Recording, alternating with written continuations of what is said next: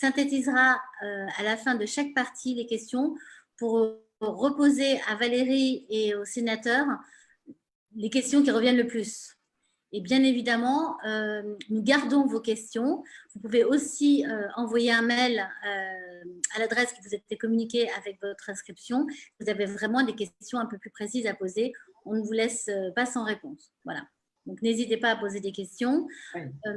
Philippe Elie Kassabi, que vous voyez et qui ne prendra pas la prise son, est là pour en fait illustrer ce webinaire et en quelque sorte dynamiser un petit peu à la fois vos réponses et votre avis, mais aussi les interventions à la fois de Valérie et de Stéphane. Voilà, pour donner un petit peps au webinaire. Voilà, donc les présentations seront faites. Évidemment, on veut aussi que les réponses et les thématiques abordées soient tout à fait en symbiose avec vous. C'est pour ça qu'on va, une fois qu'on aura fait la petite présentation, on va vous poser quelques questions pour mieux comprendre exactement quelle est votre position et quelles sont vos attentes durant cette heure. Voilà, donc j'espère que tout est clair. Si ce n'est pas clair, posez des petites questions sur le chat. On essaiera de vous répondre parce que bien sûr, on ne vous répond pas une par une, mais Marine, le plus possible, essaie de vous répondre. Voilà, Marine, à vous. Donc, je vais laisser la parole à Valérie pour quelques secondes, une petite minute pour se présenter et ensuite au sénateur et ensuite on rentrera dans le vif du sujet. Valérie. Donc, bonjour à toutes et tous, merci de participer à cette intervention. Donc, je suis Valérie Dunat, directrice expérience santé au travail chez H4D. Donc, H4D, en quelques mots, société de téléconsultation clinique. Notre offre s'adresse aux entreprises. Nous pouvons installer effectivement notre dispositif de téléconsultation au sein des entreprises sur un axe qualité de vie au travail, médecine de soins, à la fois santé au travail également et sur toute la partie prévention. Et puis, nous adressons aussi le marché de toutes les collectivités, des déserts médicaux, à la fois sur les citoyens et puis également sur la santé et la médecine de prévention des agents aussi au sein des collectivités. Donc voilà, une offre de santé dédiée à la fois aux citoyens et à la fois, je dirais, à tous les salariés. Voilà. Merci beaucoup. Sénateur, à vous. Merci Alexandra, merci de votre invitation et bonjour à toutes et à tous, à ceux qui sont derrière leurs écrans. Donc Stéphane Artano, sénateur de Saint-Pierre-et-Miquelon, membre de la Commission des affaires sociales. J'organise au Sénat depuis maintenant à peu près presque 2 ans un cycle de conférences sur le bien-être au travail et je suis auteur avec un collègue Pascal Grigny d'un rapport sur la santé au travail intitulé « Pour un service universel de santé au travail » que nous avons restitué en octobre 2019. Je suis très heureux de pouvoir contribuer à cette réflexion collective. Merci beaucoup. Alors moi, je suis ravie de vous accueillir tous les deux parce que vous êtes extrêmement complémentaires et c'est ça qui va être intéressant et dynamique pour nos spectateurs. Aujourd'hui, on est le 28 mai, on est en déconfinement progressif, on va dire, depuis 17 jours. La période va être longue et surtout non timée. Ça, c'est un point important. Donc aujourd'hui, quand on parle de santé au travail, comme le disait le sénateur quand on a fait quelques recherches ensemble, on parle d'abord de travail.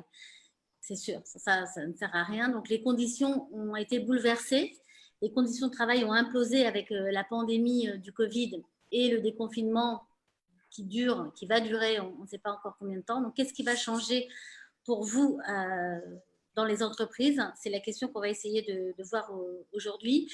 Avant le Covid, avant le mois de mars, souvent quand on parlait de santé au travail, on parlait de santé physique sur le lieu de travail. C'était surtout ça qui était évoqué. Aujourd'hui, quand on parle de santé au travail, on va parler bien sûr de santé physique, mais on parle aussi de santé psychique sur le lieu de travail, mais aussi en télétravail et plus généralement en travail à distance. Et c'est ça qui va nous occuper. Donc, tous les repères en fait qui ont été bouleversés. Je vais reprendre un texte exact. L'Académie nationale de médecine a publié des recommandations de bonnes pratiques sur l'hygiène mentale dans ce contexte inédit. Les entreprises sont soumises à l'obligation de préserver la santé de leurs salariés et doivent gérer aujourd'hui une augmentation très significative des RPS qui ont évolué évidemment à cause de la pandémie, mais aussi à cause des conditions aujourd'hui qui sont totalement bouleversées. Donc, aujourd'hui, on est bien d'accord, on est sur la santé au travail, ses nombreuses facettes et on va dire c'est les bonnes pratiques, les bonnes pistes qui pourraient être prises et les bonnes solutions à adopter. Donc, le webinaire va se faire en 2 parties. Une petite première partie sur la santé au travail physique et morale durant la période de déconfinement qu'on est en train de vivre et on n'en est qu'au début. Et puis en deuxième partie, la santé au travail au sens large dans ce qu'on appelle entre guillemets le monde d'après. Bien sûr, pour que tout ça corresponde un petit peu à vos attentes, on va vous envoyer, Marine va envoyer donc un petit sondage de 5 questions pour que vous puissiez un petit peu nous dire qui vous êtes et quelles sont vos attentes. Donc, vous allez voir, c'est très, très rapide. Vos réponses vont permettre à nos invités, en fait, non pas d'orienter leurs questions, mais de les cibler, d'orienter leurs réponses, mais de les cibler par rapport à vos attentes. Donc, voilà, si vous prenez une petite minute pour répondre, ça serait super. Donc, on vous demande effectivement quelle est la taille de votre entreprise, quel est votre statut. Si vous êtes dans votre entreprise, comment vous vous sentez, et si vous êtes en télétravail aussi, comment vous vous sentez, et quelles seraient vos craintes pour un retour au travail. Voilà, donc on vous laisse voter quelques minutes, et puis avec vos résultats dans 1 ou 2 minutes, on pourra commencer la première partie.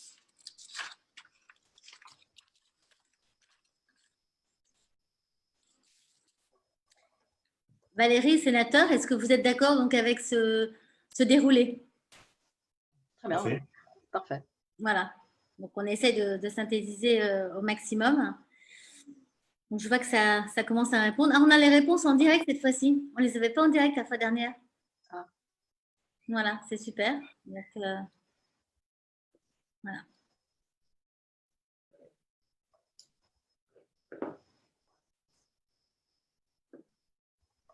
Je pense que tout le monde les voit, là, les réponses.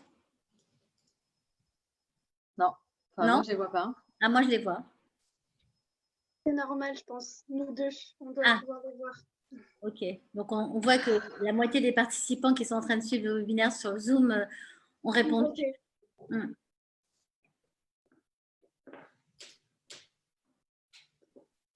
On peut peut-être commencer pendant que les gens continuent de répondre. On va commencer par une situation qui est évidente. Il y a encore beaucoup de gens, beaucoup de salariés, même beaucoup de managers qui restent en télétravail. On en voit tous les jours. Personnellement, depuis le 11 mai, je ne connais qu'une personne sur l'ensemble de mes clients et mes contacts qui soit retourné physiquement à son travail. Donc, on va commencer par votre point de vue, en fait, sur comment gérer la santé au travail en déconfinement pour ceux qui restent encore en télétravail, au moins jusqu'au mois de septembre. Sénateur. Voilà, inversé. Merci.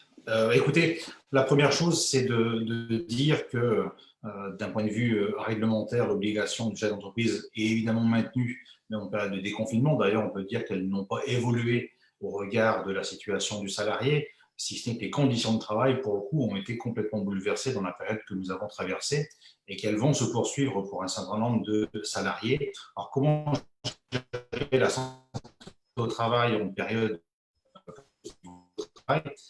Ça va poser la question de la relation entre le chef d'entreprise, le manager et son salarié, mais également l'entreprise et le service de santé au travail duquel il dépend et qui doit apporter également un service, bien évidemment, en tant que prestataire à l'entreprise.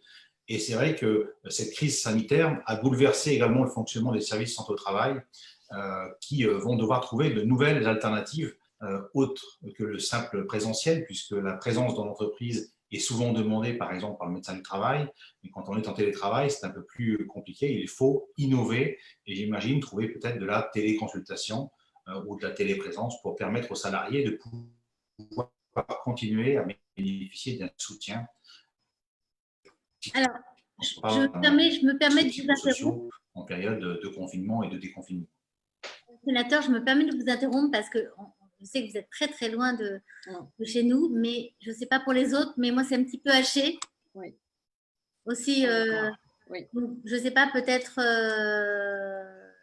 sinon, il faut que je coupe ma vidéo pour avoir le son.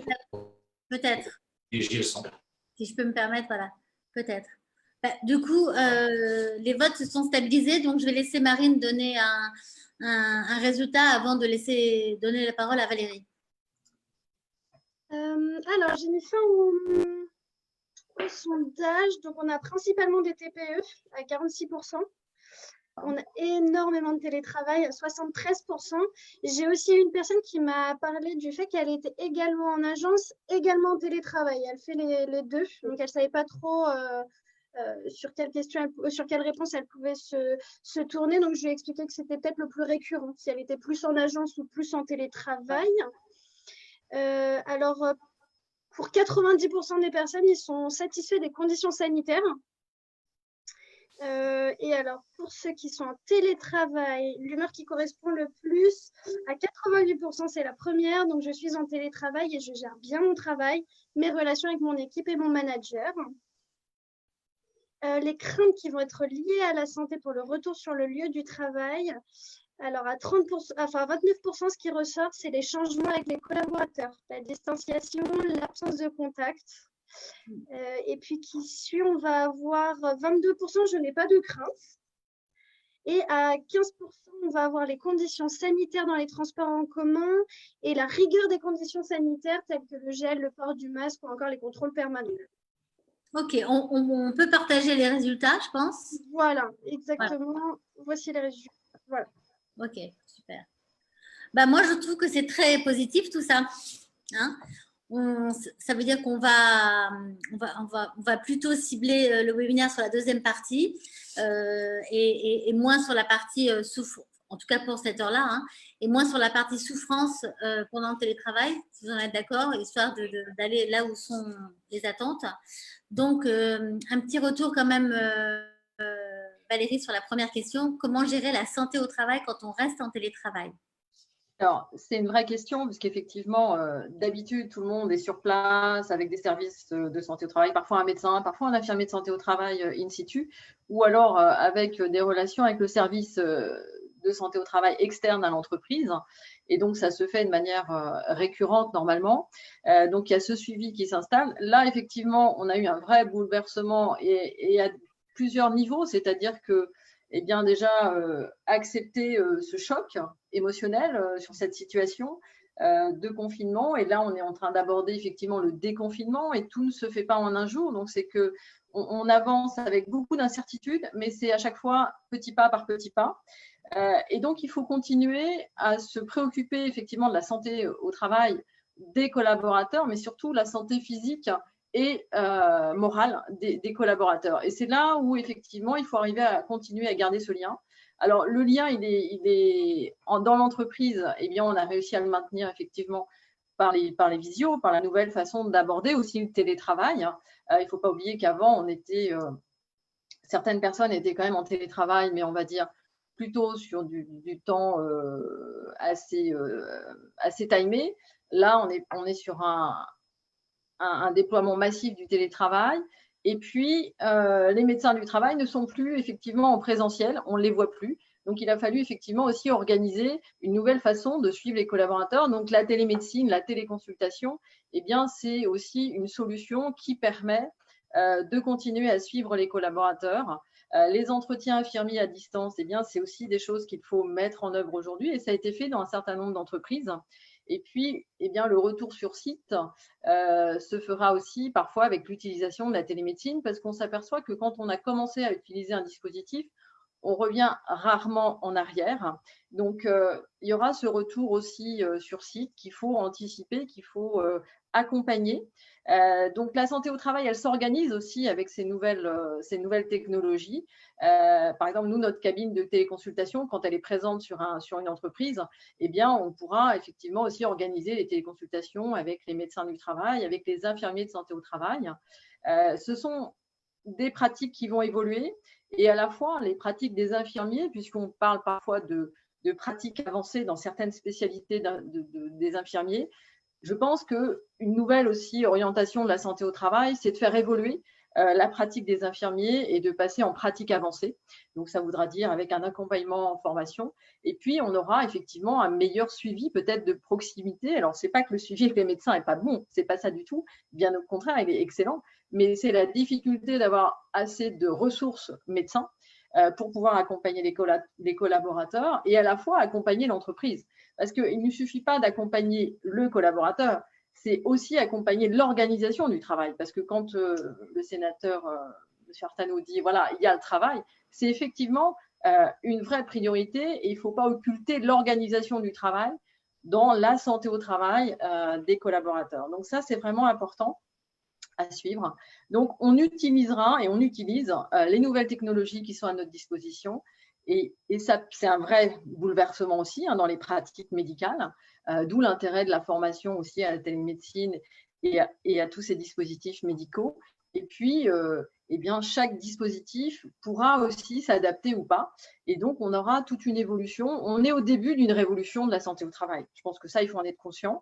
Et c'est favorable, je pense, à tout le monde, à la fois aux acteurs de ce secteur et puis surtout dans l'intérêt des collaborateurs et des entreprises et développer ce travail collaboratif aujourd'hui. On n'a jamais eu autant besoin, on va dire, entre guillemets, des médecins du travail pour gérer cette crise du Covid. Il ne faut pas l'oublier, hein, les médecins du travail sont sur le pont, tout comme les DRH aujourd'hui, depuis 2 ou 3 mois. De manière très, très importante pour arriver à gérer à la fois la partie sanitaire et puis la partie aussi accompagnement psychologique. Je pense que ça, c'est un événement, un élément surtout qu'il va falloir prendre en compte. Ok. Sénateur, même si aujourd'hui, le ressenti, en tout cas, de ce que l'on a sur les gens qui nous regardent, est plutôt positif sur les conditions sur les conditions de santé en télétravail, quels seraient, à votre sens, les dangers sur lesquels il faut être vigilant quand on est en télétravail une longue période? Quels sont les dangers? Alors, je vais essayer de maintenir ma vidéo, si vous me le permettez, et puis si ça ne fonctionne pas, vous m'envoyez un message et je la couperai, sans hésiter. La première chose qu'il faut dire, c'est que le télétravail qu'on a vécu pendant cette période de crise sanitaire, de confinement, n'a rien à voir avec le télétravail d'avant, puisqu'il est subi, il est quasiment à temps plein, alors qu'auparavant, les gens télétravaillaient une journée par semaine, voire quelques heures. Il se passe dans un environnement souvent familial, avec un élément supplémentaire, c'est que peut-être que le conjoint est également en télétravail. Donc, c'est un contexte quand même qui va nécessiter retour dans les entreprises, faire un débrief avec l'ensemble des salariés pour analyser la manière dont le télétravail a été vécu. Alors, même si on fait ce sondage-là, je pense qu'il doit y avoir des espaces collectifs au sein de chaque entreprise pour mesurer là où le télétravail a été bien vécu ou mal vécu par les salariés, parce qu'évidemment, il a bouleversé de manière inédite les conditions de travail et les conditions de lien social que constitue le travail. Il ne faut quand même pas oublier que le travail a une forte connotation de lien social, et d'ailleurs, c'est Boris Cyrulnik qui le dit, le télétravail permet une dilution du lien social, et donc il y a effectivement, sans faire l'apologie ni dénigrer le télétravail, moi je suis très prudent parce qu'on a avant tout besoin de lien social. Et de maintenir un télétravail sur une longue durée, ça va nécessiter de repartir sur des bases solides. Et je conseille, pour ceux qui ne l'ont pas encore fait, d'aller voir la plaquette qui est sortie sur le site de l'INRS, le télétravail, quel risque, quelle piste de prévention. C'est sorti en avril 2020 et ça vous donne un certain nombre de pistes et de préconisations sur, on vient de traverser une période inédite.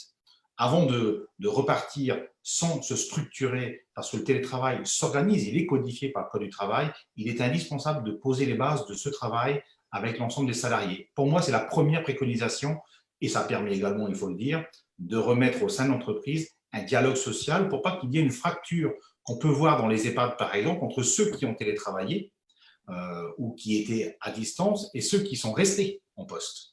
Et il ne faut pas non plus négliger cet aspect-là. Tout ça, c'est pour créer du lien social et faire en sorte qu'il y ait une cohésion au sein de l'entreprise. C'est clair, de toute façon, c'est la première, dans notre petit sondage, c'est le premier chiffre, hein, c'est la crainte de la rupture de lien social. Alors, on ne va pas du tout aborder les conditions sanitaires parce qu'elles sont plutôt assez dites, redites et répétées partout, donc je pense que tout le monde l'a bien compris. le gel, le masque, le lavage, la distanciation, etc. Donc, ce n'est pas la peine de s'appesantir dessus. Je pense qu'il n'y a pas de valeur ajoutée sur ce webinaire. Donc, on va aller sur la deuxième partie. Marine, il y a eu des questions. Est-ce que vous voulez en donner et en poser quelques-unes à nos invités? Alors, non, je n'ai pas eu beaucoup de questions. Par contre, j'ai une question qui est intéressante. Ça va être selon la taille aussi de l'entreprise. Magali Onen qui nous expliquait, alors désolée si j'écorche le nom, qui disait, voilà, sondage peut-être biaisé si TPE avec une ou 3 personnes. Est-ce que la taille de l'entreprise va changer beaucoup de choses face à cette crise? Est-ce que, voilà, je pense que cette question-là peut peut-être être intéressante pour nos spectateurs.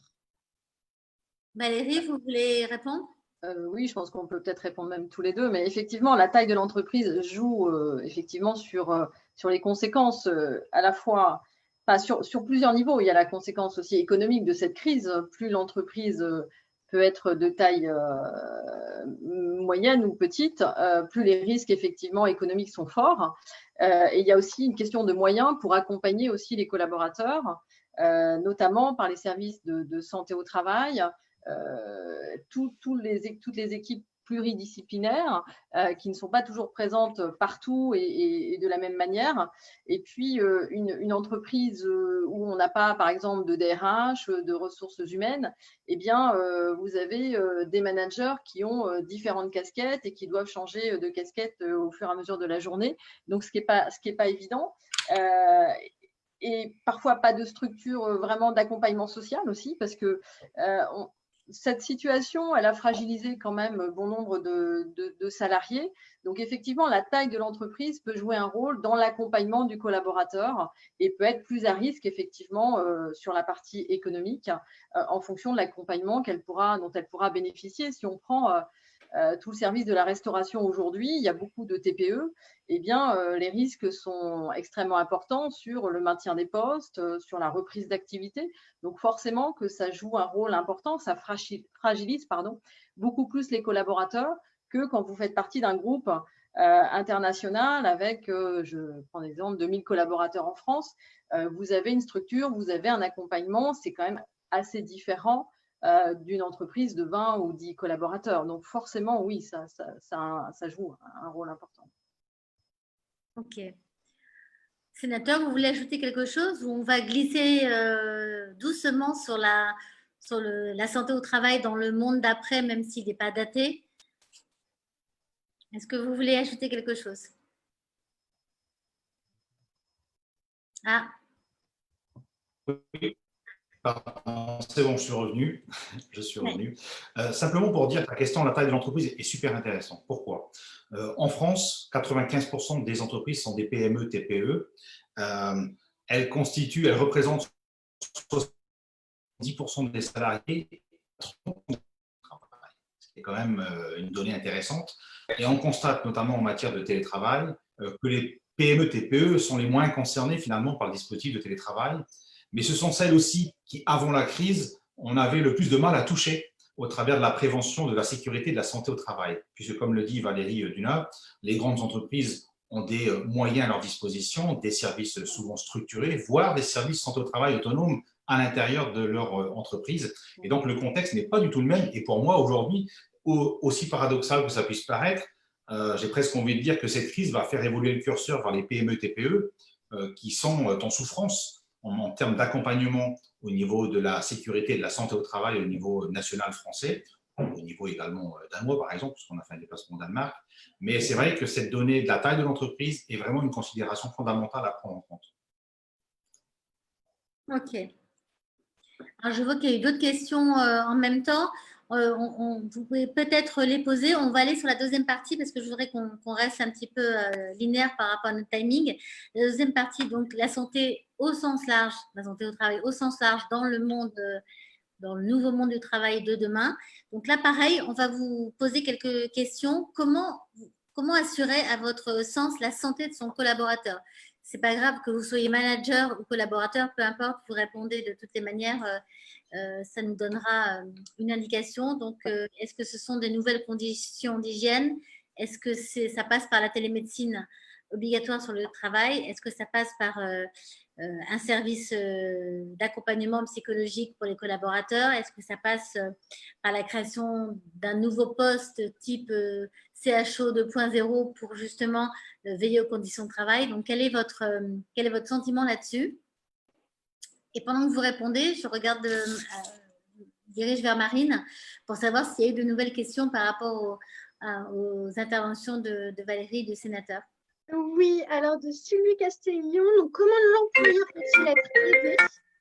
On pense souvent au bien-être des salariés, l'écoute des employeurs d'entreprise où il y a peu, voire pas du tout de responsables de service et où l'employeur assume les différentes casquettes. Donc ça, c'est l'aide ce serait l'aide pour l'employeur.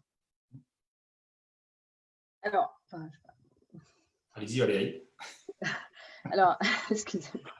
Alors là, il faut se retourner effectivement tout de suite vers son service de santé au travail, qui est externe à l'entreprise et qui propose un accompagnement, notamment avec un infirmier de santé au travail, avec le médecin, avec un psychologue du travail, avec toutes les équipes pluridisciplinaires. Ça peut être un ergonome, voilà, une assistante sociale. Il faut vraiment se retourner vers ce service qui est vraiment, qui a pour vocation et son rôle est vraiment d'accompagner les entreprises. Et notamment les TPE n'ont pas de service de médecine autonome, c'est clair, donc il faut vraiment s'orienter sur l'externe.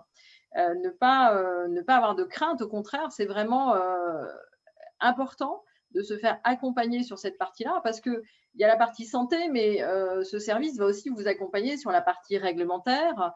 Après, sénateur, vous pouvez peut-être ajouter des choses sur cette partie réglementaire, mais le document unique revu face à la crise du Covid et autres, ce sont vraiment des éléments importants qui accompagnent et qui structurent le retour aussi sur site de ces entreprises et tout au long, effectivement, de leur activité. Donc, il ne faut vraiment pas hésiter et c'est vraiment le rôle. Et puis, toute la partie prévention, elle est aussi, elle fait partie de cet accompagnement qui est assuré par les services interentreprises qui doivent vraiment aujourd'hui accompagner les entreprises. Je vous remercie. Oui, alors je peux compléter sur cette partie-là. Ouais. Nous, ce qui m'a frappé quand on a commencé le travail sur le rapport sénatorial, c'est qu'on parlait beaucoup des salariés et pas des chefs d'entreprise. Ouais. Et je pense que, de notre point de vue, la santé doit s'apprécier sur l'ensemble des travailleurs d'entreprise, y compris le chef d'entreprise qui doit être aidé, dont certains ne relèvent pas d'ailleurs de services santé au travail. Je pense notamment aux travailleurs indépendants, aux artisans. Et nous, on aimerait évidemment pouvoir élargir le spectre de la santé au travail, comme vous l'avez rappelé Valérie, pour qu'ils puissent également disposer, mais c'est le cas pour la plupart d'entre eux, sans que ça se dise officiellement en tout cas, qu'ils puissent bénéficier d'un service de santé au travail qui puisse les accompagner au même titre que d'accompagner les salariés de l'entreprise. Je pense que ça, c'est fondamental, qu'aucun travailleur en France ne soit laissé sur le bord de la route, quel que soit son statut au sein de l'entreprise. Ok. Alors, on laisse le sondage encore, on va dire, un petit peu se dérouler, hein, Marine, avant de donner les résultats. Je veux revenir sur un mot important que vous avez prononcé et qui est un petit peu sur les lèvres de chacun, la prévention, pour essayer de prévenir un petit peu cette fameuse santé au travail, qu'elle soit déportée, qu'elle soit sur le lieu. Comment qu'elle serait, alors, c'est une vaste question, hein, mais à votre sens, sans qu'on parle des moyens, parce que ça, on va en parler après le sondage, quels seraient, à votre avis, on va dire les conseils de bonne pratique, justement, pour garantir cette prévention, pour innover sur cette prévention, parce que parfois, elle est inexistante dans les entreprises, surtout quand elles sont plus petites. Quels seraient vos trois conseils? C'est un petit peu rapide de dire ça, mais on est obligé par rapport au timing pour donner quelques pistes de Valérie. Alors, la prévention, déjà, ça va être très simple. C'est le premier rôle de la santé au travail. Un médecin du travail est le premier préventeur, je dirais, pour accompagner l'entreprise. L'infirmier de santé au travail, sa première mission, c'est effectivement d'effectuer des actions de prévention. Donc, on est pour prévenir les risques, pour prévenir l'altération au travail sur le collaborateur. Donc, je dirais que la première mission, elle est là. Donc, il faut qu'elle soit remplie. C'est vraiment le premier point. Après, la prévention, elle passe aussi par une éducation, un accompagnement, rendre le collaborateur acteur de sa santé. Et qu'on soit sur une petite entreprise, une structure indépendante ou un très grand groupe, eh bien, il faut qu'on arrive aujourd'hui à aller vers le capital santé. C'est notre capital santé, il faut se l'approprier et il faut vraiment se le garantir. Et la santé au travail fait partie de ce contour qui va pouvoir accompagner le collaborateur et l'entreprise et le dirigeant, et quel que soit effectivement le niveau de chaque collaborateur tout au long de sa carrière. Et ça, c'est vraiment essentiel. Donc, la prévention, voilà, c'est le premier rôle de la santé au travail. Et puis après, il y a un point qui est important. On ne pourra pas faire de prévention si on ne partage pas les responsabilités. Donc, il y a vraiment 3 socles pour moi. C'est le capital santé, la prévention et le partage des responsabilités entre les dirigeants d'entreprise, les collaborateurs et la santé au travail. Donc, il faut qu'on travaille ensemble. Un collaborateur, il ne change pas de statut quand il passe le pas de l'entreprise. S'il est malade, il est malade avant, il sera malade pendant. Et il faut aussi qu'on aille, alors là on va peut-être un peu plus loin, mais il faut vraiment qu'on soit dans le partage aujourd'hui, à la fois entre la médecine de soins et la médecine de santé au travail. Donc quand on parle du dossier médical partagé, eh bien il faut aller avec un mix de dossiers du DMP, ce qu'on appelle, et puis du DMST. On ne va pas pouvoir rester chacun cloisonné. Alors, il y a le secret médical, on va effectivement le conserver. Il n'est pas question de divulguer toutes les données de santé partout et à toute l'entreprise. Ce n'est pas ça du tout. Mais entre professionnels de santé, je pense qu'il va falloir travailler de manière beaucoup plus collaborative. Et tout ça est dans l'intérêt finalement du collaborateur lui-même, qui est à la fois parfois collaborateur et à la fois patient. Voilà, si je peux résumer très vite, je pense que c'est 3 axes vers lesquels il faut aller. Quelques pistes. Sénateur, si on reste sur le sujet de la prévention, qui est plus qu'important aujourd'hui dans toutes les entreprises, y compris les plus petites, hein, qui ont plus de mal avec ce sujet, quel serait votre point de vue? Alors, si on parle de la prévention et quand on parle du monde d'après, moi, je fais le lien avec le télétravail un tout petit peu quand même, parce que le télétravail, on va en parler après. On en parle après. Bon, d'accord. Ouais, c'est pour ça que je n'en ai pas parlé, en fait. Enfin, moi, je pense qu'il y a plusieurs points de vigilance. D'abord, c'est une réflexion sur l'environnement de travail. Les outils et les ressources qui sont mises à disposition. On sait qu'il y a des salariés, par exemple, qui souffrent d'électronisme, c'est-à-dire qu'ils ne sont pas à l'aise avec l'outil informatique. Donc, ça fait partie des choses que le manager doit avoir à l'esprit. Une vigilance sur tout ce qui est autonomie et charge de travail dans des nouvelles organisations de travail, la relation avec le manager qui a de toute façon déjà changé depuis le début de cette crise sanitaire, et je pense que justement ça bouleverse les organisations, et puis la vigilance sur le collectif du travail, parce qu'il ne doit pas y avoir de rupture. Je rappelle quand même qu'une des vocations du travail, c'est de créer du lien social, et que le collectif du travail est une notion importante. Certains estiment d'ailleurs que ne pas être dans ce collectif sur site, ça peut nuire à la créativité du salarié dans le cadre de son travail au sein de l'entreprise. Donc, effectivement, ces points-là sont des points qui sont des points de prévention. Alors, c'est vrai que les plans santé au travail, les différents plans santé au travail, dont celui qui se termine, ont mis la prévention comme un peu le chiffon rouge, ou enfin le point central, sauf qu'on se rend compte que finalement, il n'y a pas eu tellement de ruissellement sur l'ensemble des entreprises, et c'est pour nous un point non négligeable, c'est comment est-ce qu'on fait pour toucher y compris le couvreur avec ses 2 salariés et l'entreprise qui a 500 ou 600 salariés. Ça, c'est fondamental. Si on ne répond pas à cette question, on pourra évidemment initier dans les entreprises des choses au niveau individuel, comme des groupes collectifs pour partager sur l'organisation de travail, mais on n'arrivera pas à toucher l'ensemble des salariés. Alors, effectivement, vous avez, je pense, presque en direct, reposé des questions que je vois défiler et que Marine nous donnera.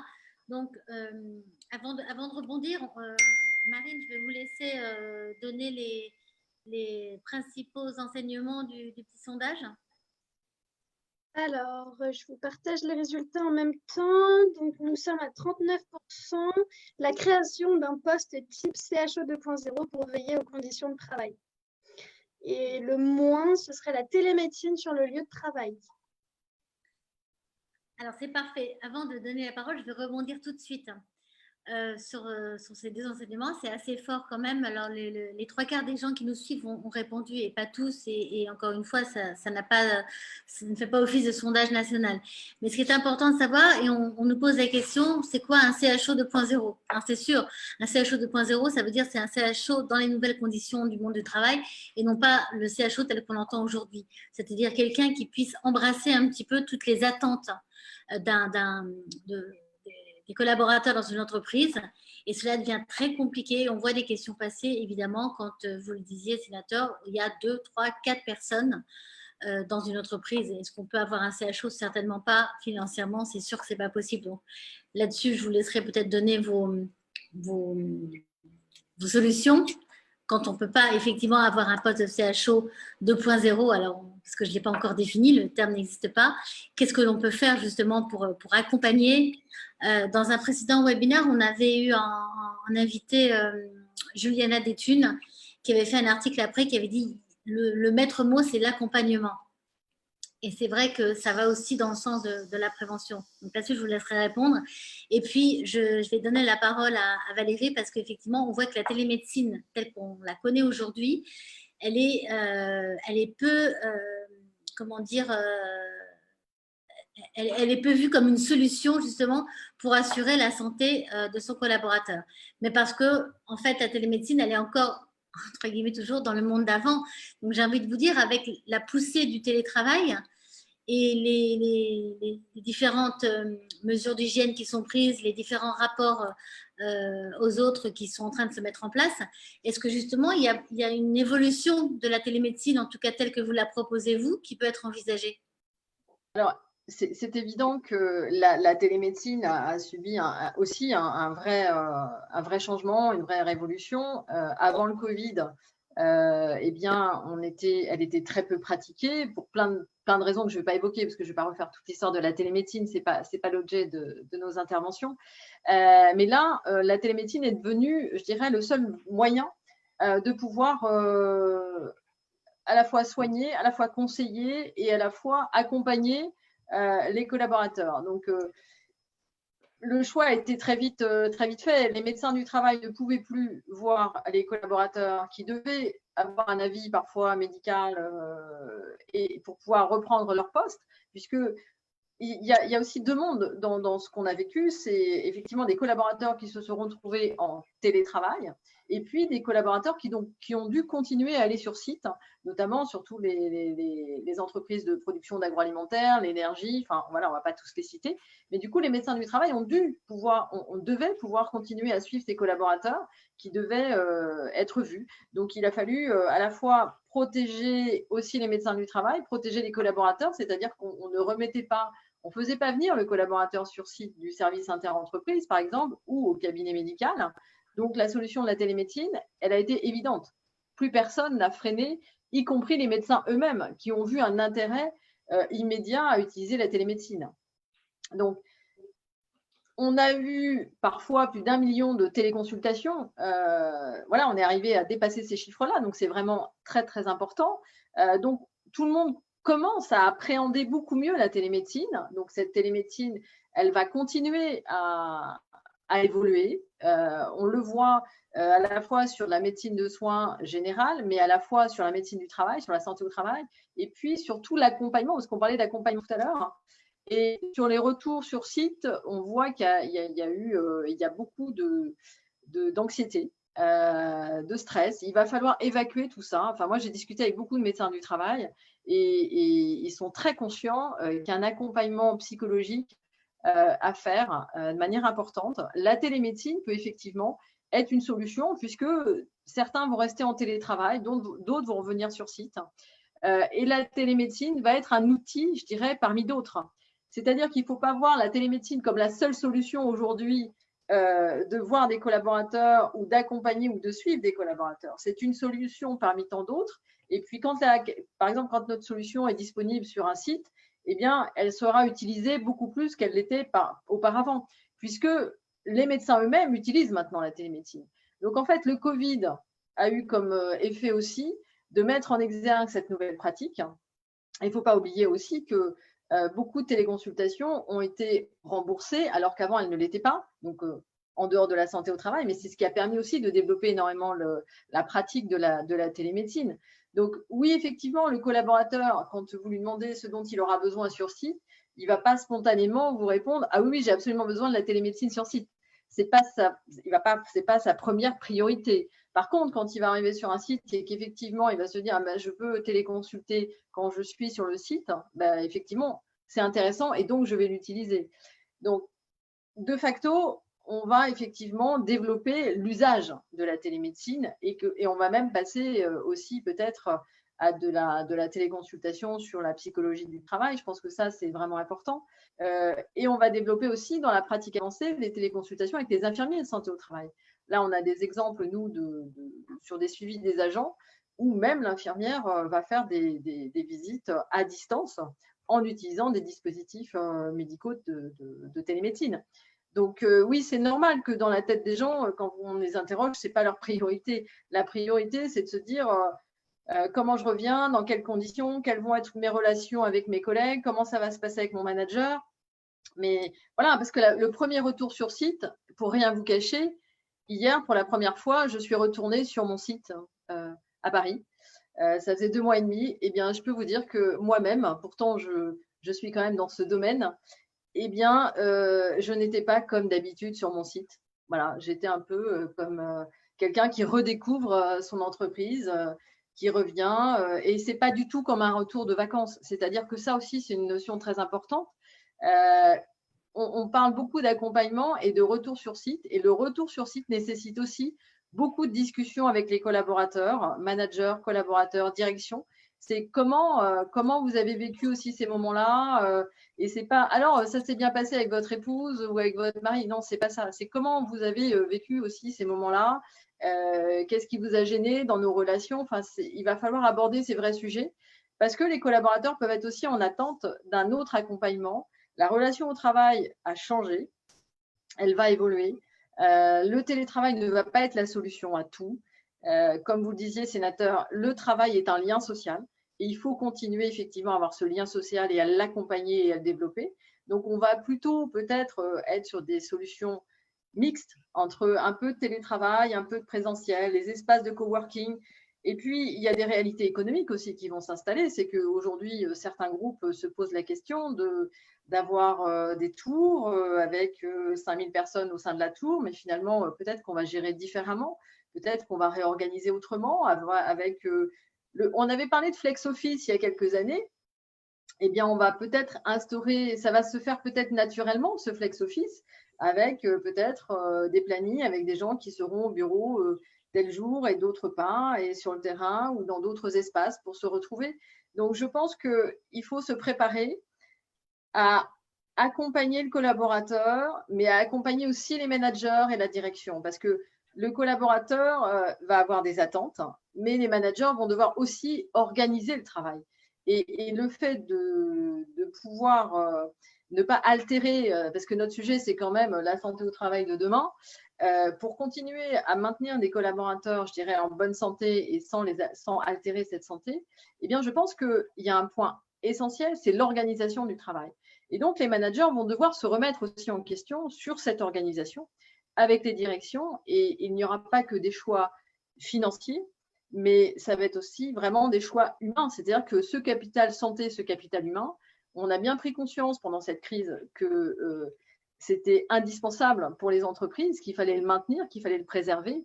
Donc, ça va passer par une organisation du travail qu'il va falloir étudier, qu'il va falloir composer, revoir, peut-être un peu réinventer, sans utiliser des mots un peu trop forts, mais je pense qu'il faut se poser ces questions. Et le rôle, là, effectivement, des médecins du travail et de tous les professionnels de santé, c'est aussi d'accompagner les directions de ces entreprises pour faire partie de ce projet et être dans un projet collaboratif. Je pense que c'est aussi ce qu'attendent un peu les médecins de leur côté, c'est de ne pas arriver en jouant les pompiers, quoi. Parce que là, ils ont été hyper sollicités.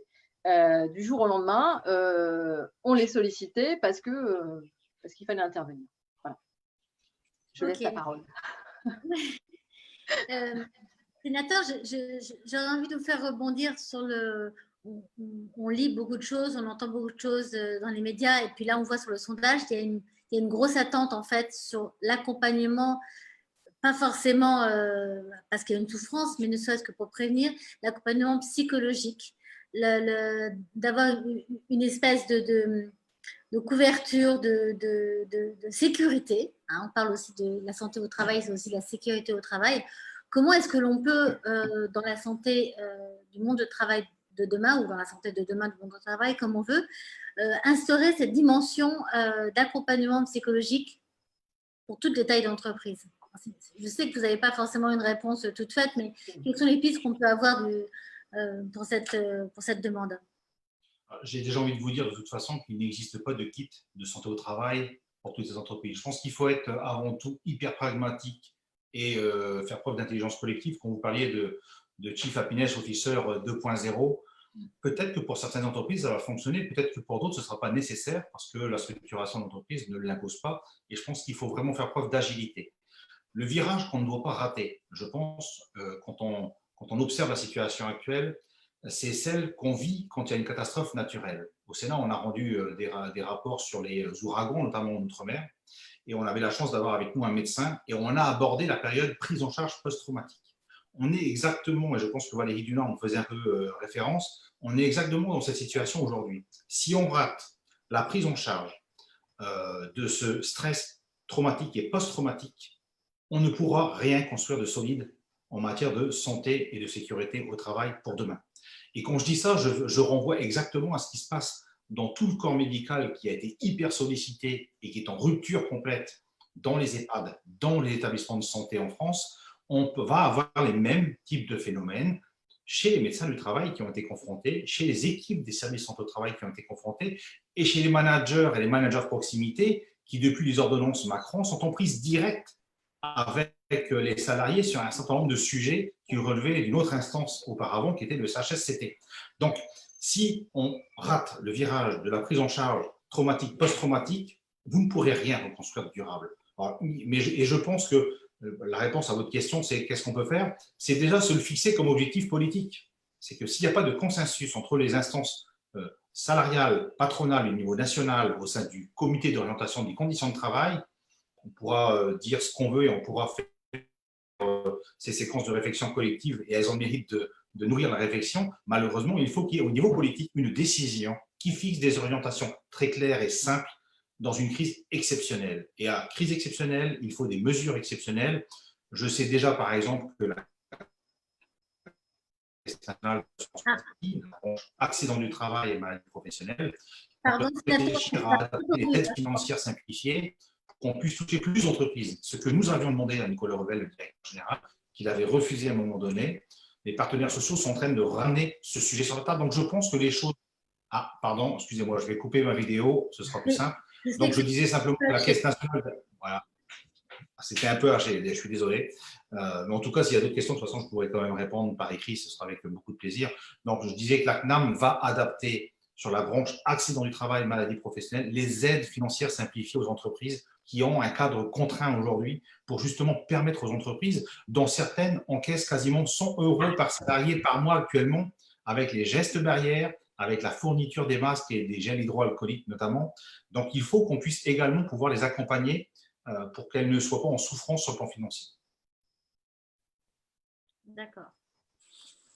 Alors, avant qu'on aille un tout petit peu plus loin, parce qu'il faut qu'on tienne dans le temps, Marine, je vois qu'il y a pas mal de questions qui sont posées. Est-ce que, alors à la fois dans le conversé, à la fois dans les questions-réponses, est-ce que vous avez des questions auxquelles nos invités n'ont pas répondu et qui reviennent, que vous voudriez faire partager? Alors, j'ai une personne, donc Sabrina Tankirel, qui nous demandait, donc dans les circonstances actuelles de télétravail forcé et prolongé, l'employeur doit-il assurer la santé physique, l'ergonomie par exemple, de ses collaborateurs tout en finançant cette adaptation? Est-ce qu'en fait, ça va être le manager qui va être à l'origine un peu de tout ça? Et j'avais aussi une personne qui disait, qui rajoutait justement qu'il y avait encore plus de pression, à son sens, sur les managers et les managers de proximité, plus que sur les salariés. Alors, qu'est-ce que vous en pensez? C'est vrai qu'il y a deux choses. C'est vrai qu'on n'a pas pu tout l'aborder, mais j'avais déjà aussi eu l'occasion d'en discuter avec certains collaborateurs. le télétravail, c'est très bien. Enfin, c'est très bien. Ça peut être très bien.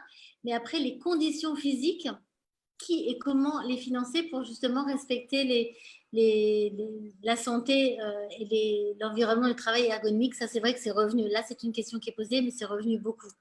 Donc, et pareil, je le dirai dans ma conclusion, mais il y a 2 poids 2 mesures entre les managers, les collaborateurs.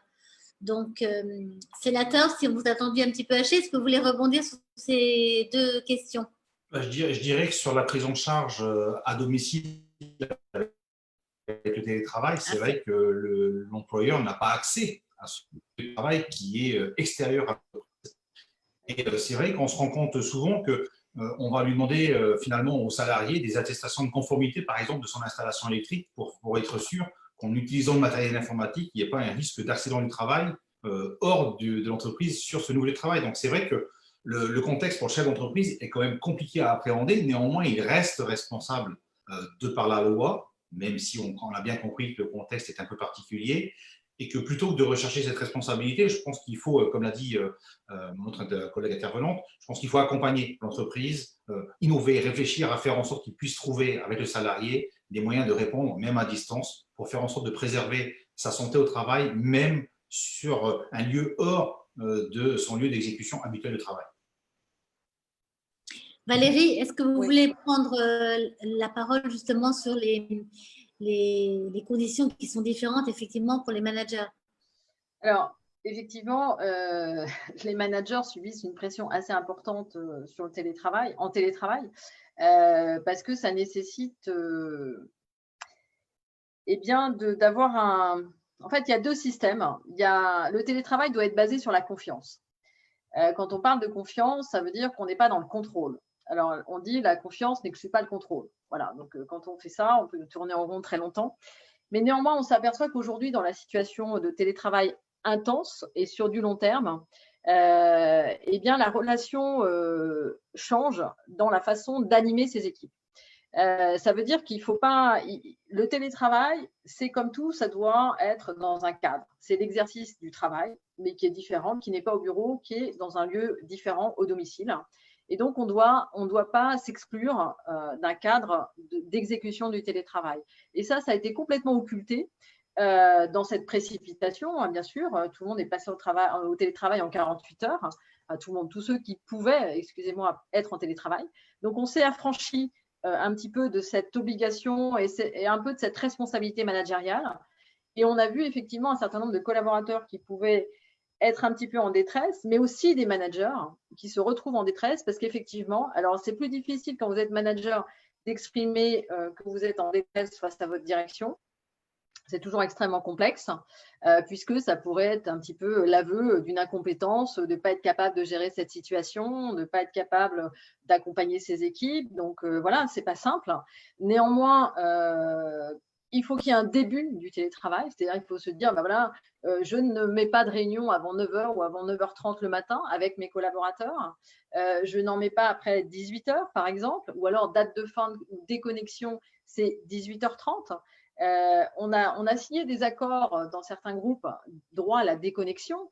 Je pense qu'il n'a jamais été aussi urgent d'en reparler et de dire, voilà, il y a un droit et là maintenant, j'ai envie de vous dire, c'est un devoir de déconnexion. C'est-à-dire que le manager, il faut aussi qu'il puisse se déconnecter à la fois de ses collaborateurs, mais à la fois aussi de son N+1, de son PDG. Et il faut que tout le monde arrive à retrouver, je pense, une certaine mesure dans la connexion, dans l'hyperconnexion, parce que ça crée et ça engendre un certain stress. Et parfois, ça déborde sur la vie privée. Et j'ai des échanges parfois avec des notaires et des avocats. On a une explosion aussi en ces moments-là d'un certain nombre de divorces, de demandes de divorce, de séparation. Enfin, il faut oser en parler. C'est aussi des sujets parce que là, on a ramené le travail à la maison. Et tout le monde n'a pas un espace de travail suffisant avec un bureau, chacun son bureau. Quand vous êtes marié et femme à la maison, ça peut devenir compliqué avec les enfants. Et les managers doivent aussi tenir leur posture de manager et donc se dire finalement c'est moi qui ai le bureau. Enfin, je vous la fais assez courte, mais ça génère quand même des situations où finalement il y a une pression très forte, une pression forte sur les résultats. aussi. Donc, ça veut dire qu'il faut continuer à pouvoir piloter ses équipes. Quand vous pilotez des commerciaux, le commerce en ce moment, c'est un petit peu compliqué puisque tout le monde est dans une situation d'attente, de report de projet, de décalage. Donc, il faut gérer aussi les équipes qui n'atteignent pas forcément les objectifs.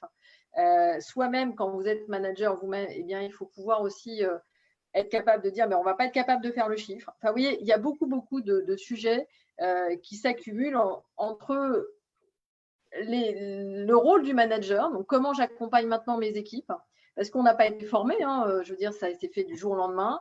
Et donc, je dirais qu'il y a un manque crucial d'accompagnement et qu'il faut absolument, dans cette période de déconfinement, de se dire, voilà, maintenant, là, il faut qu'on reparte, je dirais, sur les basiques de chaque métier et de reprendre les fondamentaux. Comment j'accompagne mes équipes maintenant dans telle situation? Comment j'accompagne toute la strate, en fait?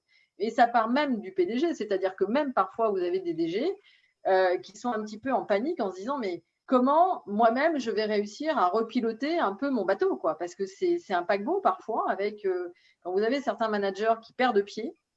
Et là, c'est pareil, les médecins du travail sont très en alerte et alertent beaucoup les directions en ce moment, notamment sur les reprises. Enfin, c'est encore les échanges que j'ai eus hier des médecins de grands groupes où ils alertent en disant attention, reprenons aussi les basiques, reprenons l'organisation, reposons le cadre. Et le cadre, il ne va pas être facile parce qu'il est en construction. Donc, je pense que tout le monde va devoir être aussi un peu patient. Et la patience, ça ne fait pas partie aujourd'hui de nos méthodes de travail.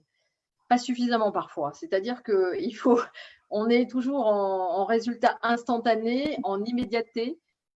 Et donc, il faut qu'on puisse accompagner vraiment les managers sur cette reprise d'activité et puis garder cette confiance des collaborateurs en télétravail. Je pense que ça, c'est important. J'ai vu pas mal de posts parfois sur LinkedIn sur ce qu'on peut appeler un peu du flicage à la connexion, c'est-à-dire qu'on a parfois des entreprises qui ont commencé à vouloir mettre des systèmes de surveillance de connexion, savoir si les collaborateurs en télétravail étaient bien connectés de 9h à midi. Enfin, voilà. Je pense qu'il faut qu'on avance et qu'on accepte effectivement qu'il faut partir sur la confiance et sur l'accompagnement. Ok. Je me permets de vous couper parce qu'il est... Ah oui, je peux rester là jusqu'à ce soir. Bah oui, on peut. Hein. On peut. Mais alors, j'en profite de votre réflexion pour vous dire que ce dossier de la santé au travail dans le monde d'après sera repris et enrichi sur le prochain IMAG du Forum de la QVT. Donc, on vous donnera l'occasion d'approfondir à vous, Valérie, et à vous, sénateur, bien sûr, et puis à quelques-uns également. Donc, on va en fait on va se donner 1 minute chacun. Moi, je vais prendre que 10 secondes. 1 minute chacun pour avoir votre conclusion. Moi, je vais avoir que 4 mots en conclusion de ce que j'ai entendu, de ce que l'on peut ressortir. Ce serait le mot prévention, télétravail, accompagnement, déconnexion. Voilà, moi, c'est vraiment les gros postes que j'ai retenus et sur lesquels, effectivement, il faut que chacun travaille à la fois peut-être au niveau législatif et au niveau encadrement, mais aussi au niveau des collaborateurs et des entreprises, quelle que soit leur taille. Alors, les solutions sont diverses et variées, mais en tout cas, moi, c'est ma conclusion et c'est surtout la vôtre qu'on attend. Sénateur, 1 petite minute. Merci, top chrono. Moi, j'ai envie de vous dire, premièrement, c'est ne pas oublier le capital humain. Il y a un sondage super intéressant qui vient de sortir sur les enquêtes d'entreprises à sens. Et plus de 80% des travailleurs et des Français considèrent aujourd'hui que les entreprises devront œuvrer au bien-être collectif des Français. C'est quand même intéressant et je pense que cette réflexion, on doit l'avoir à l'esprit, c'est que le capital humain au sein de l'entreprise, c'est la plus belle des richesses que l'entreprise puisse avoir et que si on ne veut pas rater ce virage de la reprise et du temps, qui ne soit pas un temps de l'immédiateté, je suis d'accord avec Valérie Dunat, il faut qu'on puisse se donner le temps de poser le diagnostic de ce qui s'est passé pour ne pas prendre de mauvaises options et se précipiter sur des réformes qui pourraient déstructurer un système aujourd'hui qui a besoin malgré tout d'être réformé. Donc il faut y aller avec prudence, mais je pense qu'il faut poser ce diagnostic et surtout ne pas sous-estimer les conséquences psychologiques, l'anxiété, le stress que cette situation a pu générer et va encore générer chez les salariés, chez les managers et chez les chefs d'entreprise. Donc, n'oubliez personne dans ce dispositif. Merci beaucoup. Valérie, top chrono, parce que vous êtes très bavarde. Pardon, je suis désolée. Alors, je ne vais pas reprendre, je suis complètement en phase avec vous, sénateur, sur tous les sujets là, que vous avez abordés très rapidement. Moi, je conclurai en disant que la santé au travail ou le bien-être au travail, c'est une vraie opportunité pour les entreprises, pour les collaborateurs, pour les managers. Et ce n'est pas du tout une contrainte. Ça a été vécu pendant des années comme une contrainte. C'est-à-dire qu'on essayait de segmenter le médecin du travail d'un côté, la direction de l'autre. Pas toujours, hein, mais je veux dire, ça a été quand même assez longtemps pas un travail toujours très collaboratif. Je pense qu'il faut qu'on soit sur un travail très collaboratif aujourd'hui et demain encore plus. Il faut qu'on ait ce partage des responsabilités, c'est-à-dire ne pas être toujours à charge de l'entreprise. Je pense qu'il y a un accompagnement qui est vraiment important, qui est nécessaire. L'entreprise, elle a besoin aussi d'être accompagnée sur tous ces sujets-là. La santé, ce n'est pas le cœur d'activité des entreprises, parfois on l'oublie. Et je pense qu'il faut qu'on ait ce rôle aussi d'accompagnement de ces structures, qu'elles soient petites ou grandes. Et je pense que là aussi, c'est important d'accompagner toutes les structures, quelle que soit leur taille.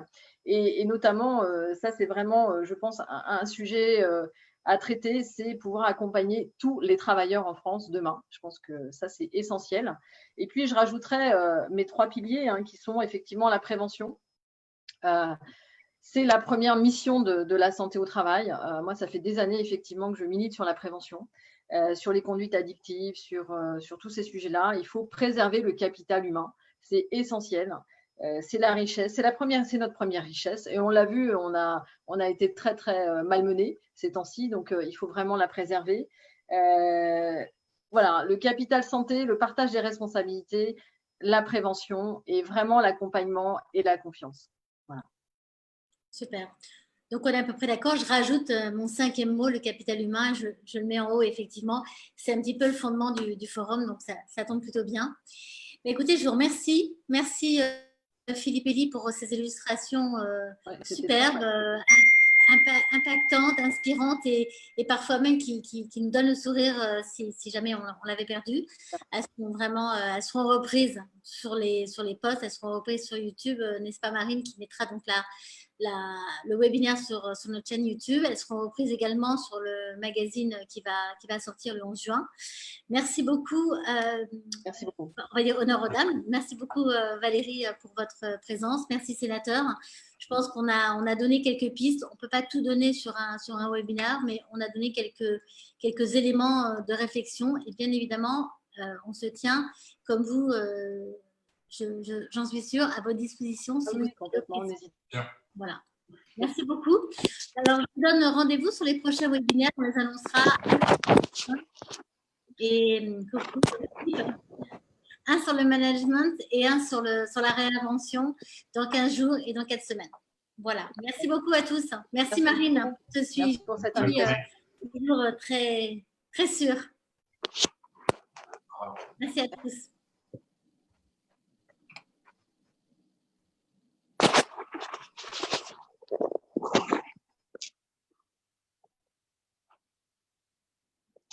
On coupe? Oui, je vais couper. D'accord, ben, je coupe alors aussi. Salut. Et on se rappelle après ou comment on coupe? Je pense avec Alexandra, oui. Peut-être avec Alexandra. D'accord, on se refait un petit web ou un petit Zoom ou après? Je pense que ce sera un Zoom, oui. Sinon, on va envoyer un petit message. Ouais, tu m'envoies un petit SMS. Ok. Salut.